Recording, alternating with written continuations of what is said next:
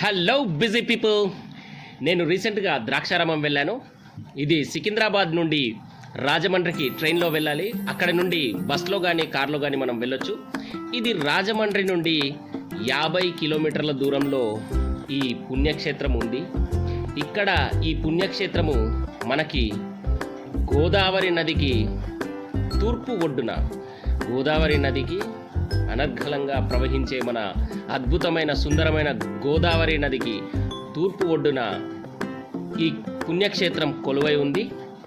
ఇక్కడ ఈ ఆలయంలో పంచరామాలలో ఒకటి అయిన ఈ ఆలయము ప్రత్యేకత. ఇక్కడ దీన్ని మనము దక్షిణ కాశీగా కూడా పిలుస్తారు. ఇక్కడ శివలింగము స్ఫటికంతో తయారు చేయబడి ఉంది కాబట్టి ఇది అత్యంత పవిత్రమైన శివక్షేత్రంగా పిలవడం జరుగుతుంది. ఈ ఆలయము మనకి 2 అంతస్తులలో 14 అడుగుల ఎత్తుతో శివలింగం తయారు చేయబడి ఉంది. ఇది కింది భాగాన్ని మనము మొదటి అంతస్తు నుంచి దర్శించుకోవచ్చు. శివలింగం యొక్క పై భాగాన్ని 2వ అంతస్తు నుండి మనం దర్శించుకోవడం జరుగుతుంది. ఇక్కడ ఇంకొక ప్రత్యేకత ఉంది. ఈ భీమేశ్వర స్వామి కొలువై ఉన్న ఈ పుణ్యక్షేత్రంలో మనకి 18 శక్తి పీఠాలలో ఒకటైన 12వ శక్తిపీఠం శ్రీ మాణిక్యాంబాదేవి ఇక్కడ కొలువై ఉందండి.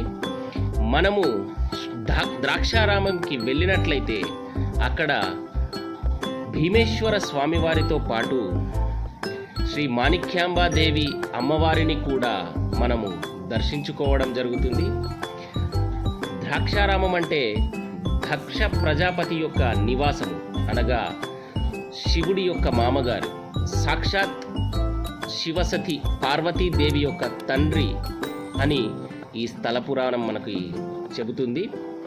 ఇక్కడ ఈ పుణ్యక్షేత్రము ఎంతో అద్భుతమైన, ఎంతో పురాతనమైన ఈ పుణ్యక్షేత్రము మనకి మన బయట నుంచి వచ్చే భక్తులకి ఇక్కడ అన్నదానము కూడా వీరు నిర్వహించడం జరుగుతుంది. ఈ పుణ్యక్షేత్రంలో మనం ఇంకా తెలుసుకోవాల్సిన విషయం ఏంటంటే ఇక్కడి శివలింగము మనకి స్ఫటికంతో తయారు చేయబడి ఉంది. ఉన్నది. అలాగే ఉదయము సూర్యుని యొక్క కిరణాలు మొట్టమొదటగా శివలింగంపై పడే విధంగా ఇక్కడి ఆలయాన్ని